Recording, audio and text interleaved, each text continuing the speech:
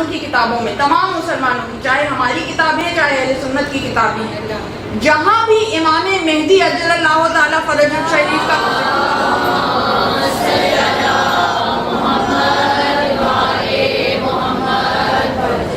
جہاں بھی ان کا تذکرہ ہے وہاں یہ لکھا ہوا ہے کہ جب مہدی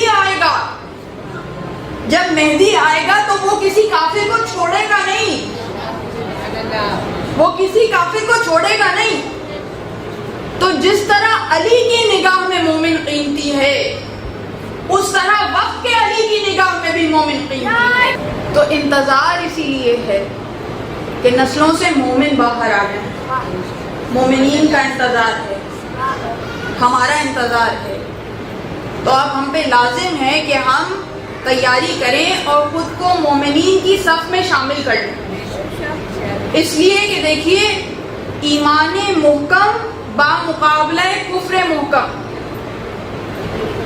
یہ مقابلہ ہے اور فی زمانہ یہ مقابلہ شروع ہو چکا، بیچ میں کوئی گرے ایریا نہیں ہے۔ ایسا نہیں ہے کہ مصلحتیں ہوں کہ ان سے بھی ساز باز اور ان سے بھی راہ و رسم، نہیں، یا آپ اس صف میں ہوں گے یا آپ اس صف میں ہوں گے۔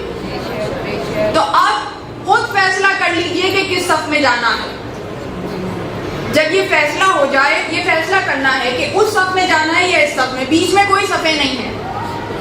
بیچ میں کوئی صفیں نہیں ہے۔ تو ظاہر ہے کہ ہر ایک یہاں موجود کم از کم جو سامعین ہیں، ہر ایک یہ فیصلہ کرے گا کہ ہم نے تو مومنی کی صف میں جانا ہے۔ تو جب یہ فیصلہ کر لیں کہ کس صف میں جانا ہے، مومن کی صف میں جانا ہے، تو پھر اب اس کے لیے جو بھی احتیاج ہے، جو بھی ضرورت ہے، جو بھی ریکوائرمنٹ ہے وہ پوری کرنی پڑے گی۔ اگر قربانی دینی ہے تو قربانی دینی ہوگی، اور سب سے پہلے جو قربانی دینی ہے وہ اپنے نفس کی قربانی دینی ہے، اس لیے کہ سب سے بڑا دشمن جو ہمارے اور قائم کے درمیان حائل ہے وہ ہمارا خود کا نفس ہے۔ ہماری یہ چاہتیں ہیں، ہماری یہ عادتیں ہیں،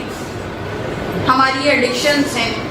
یہ سب حائل ہیں۔ ان کو جب گرا دیں گے تو پھر صرف 1% رہ جائے گا جو باقی کسی سے مقابلہ کرنا ہے، اور اس کے لیے پھر اتنی طاقت آ جائے گی کہ پھر کسی پریشانی کی ضرورت نہیں رہے گی۔ تو جب آپ نے یہ فیصلہ کر لیا کہ اب کس صف میں جانا ہے، جب یہ فیصلہ کر لیا کہ مومن کی صف میں جانا ہے، مومن بننا ہے، تیاری کرنی ہے، تیاری کرنی ہے، تو پھر اطاعت کا حق ادا ہونا ضروری ہے، حق اطاعت ادا ہونا ضروری ہے۔